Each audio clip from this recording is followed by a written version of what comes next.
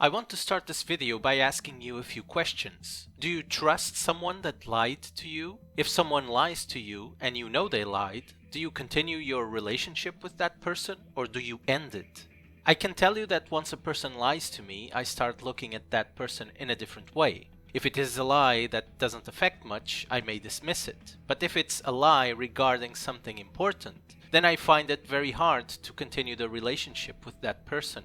That person lied to me about a certain subject. What guarantee do I have that they are not lying to me in regards to other subjects? That's the problem with liars. Once you know they are lying, you can never trust them.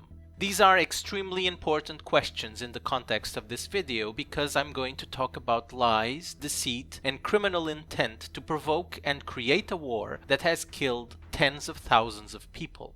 As I've mentioned in several videos already, the conflict between Ukraine and Russia did not start on the 24th of February of 2022. It started in 2014 when the United States financed and executed a violent coup in Ukraine to remove the elected government and place in power literal Nazis. And those Nazis started a genocide of ethnic Russians in eastern Ukraine by bombing them, by torturing them, by murdering them. People of eastern Ukraine started fighting back to defend themselves, and no doubt Russia was helping them do so, even if in a limited way. This is when the Minsk Accords appeared to try and create a path for peace between eastern and western Ukraine. And there were two versions of these accords, one in 2014 and another in 2015. Germany and France involved themselves in the Minsk Accords, and they were supposed to guarantee that Ukraine would follow them. Russia, on the other hand, was supposed to guarantee that the eastern Ukrainians would follow them too. The Minsk Accords included things like a ceasefire, removal of heavy weapons from the front lines, release of prisoners of war, constitutional reform in Ukraine to provide self-governance to Donbass, return control of border to Ukrainian government. However, none of this was respected by the Ukrainian regime, and neither Germany or France cared much about it. As I've shown you in a previous video, the Ukrainian regime started implementing measures to ban the Russian language from Ukraine, to actively persecute everyone that spoke Russian, to bomb civilian areas and terrorize eastern Ukrainians. In effect, the Minsk Accords did nothing to change the situation, and in fact the Ukrainian regime escalated its fascist and genocidal policies further. The result of the Ukrainian regime fascist and genocidal policies? 14,000 civilians dead since 2014.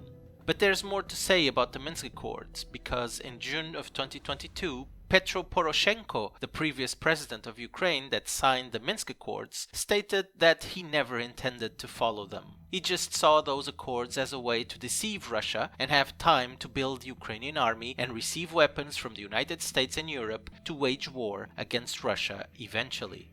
These comments were already outrageous because he admitted he signed a peace deal he did not intend to follow. In fact, he admitted that this peace deal was only viewed by Ukraine as a path to prepare Ukraine for a war against Russia. The mere mention of this is already criminal. Poroshenko was preparing to wage war against Russia while deceiving Russia with a peace deal. And it's even more criminal given the consequences. 14,000 civilians killed while Ukraine was supposed to follow the peace agreement they signed. But this doesn't end here, because at the end of 2022, Anegla Merkel, one of the European leaders that signed the Minsk Accords, confirmed that Germany also signed a peace deal just to deceive Russia and never meant to follow them, because it was all about giving time to Ukraine to build its army to wage war against Russia eventually. In other words, Merkel and Germany did not want peace. They deceived Russia to prepare Ukraine for war. Sometime later, François Hollande, the other European leader that signed the Minsk Accords, confirmed what Poroshenko and Anegla Merkel said.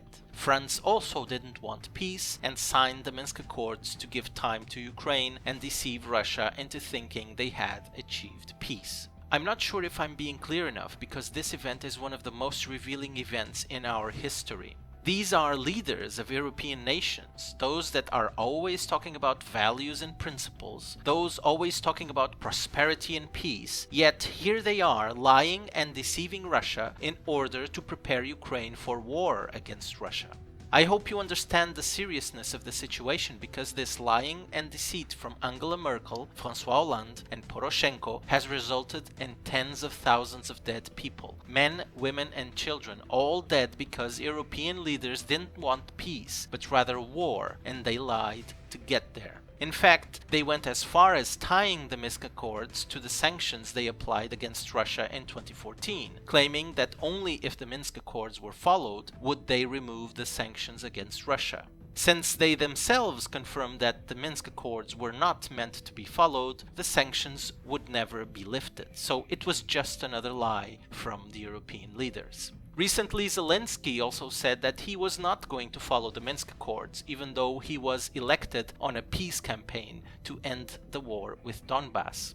In this video, you can see Zelensky laughing while Putin talks about the Minsk Accords, which certainly makes it very clear that, much like Poroshenko before him, Zelensky was not going to follow the Minsk Accords. He did not want peace, and his peace campaign with Donbass was also a lie. Having said all this, I go back to my questions at the start of the video. How can you trust someone that lied to you? How can you trust someone that lied to you and that resulted in the death of tens of thousands of people? The answer is you can't trust these people. You can't trust European leaders. Their word is worth nothing. Their signature is worth nothing. This is a crime, a very, very serious crime, and Anegla Merkel, François Hollande, Petro Poroshenko and Volodymyr Zelensky should be in a prison cell by now. But this is where it gets worse. They are not in a prison cell, and I doubt they will ever be. They are being celebrated for deceiving Russia, something that shows that the majority of Europe is filled with people with no values and principles that are willing to lie and deceive to get their way. These are the real European values we hear so much about. To lie, to deceive, to create wars, to be a part in a genocide in Donbass and be happy about it. And as far as I'm concerned, it also shows the decadence of European society and culture. There was no outrage over these admissions from Merkel, Hollande, Poroshenko and Zelensky. There is, in fact, applause. Wherever Zelensky goes in Europe, he's received as if he had achieved world peace, when in fact he sabotaged peace to wage war. This is really one of the most disgusting things I have ever seen in politics, and I've shown you some that happened in Portugal, like António Costa, the socialist prime minister, saying that 2017 was a delicious year, when it was the deadliest year in Portugal's history in regards to forest fires. More than 120 people died, many thanks to the socialist government policies and incompetence, but the Portuguese prime minister thought it was a great year, a delicious year. That was already outrageous and worthy of, at the very least, the Prime Minister of Portugal being fired. But nothing happened, because Portugal and Portuguese people also have no values, also have no principles. By comparison to the more than 120 people dead in Portugal in 2017, which was already extremely bad, what Merkel, Hollande, Poroshenko and Zelensky did already resulted in the death of more than 200,000 people. These people literally created a war and nothing is happening to them, absolutely no consequences. If Europe and Europeans really had any proper values, these people would be in prison. But Europe and Europeans have no values, and so these criminals do not go to prison. They are in fact enjoying positions of power and admiration. Europe is completely lost, and I'm ashamed to be an European, because these are not the values I stand for. I hope you like this, and I'll see you next time.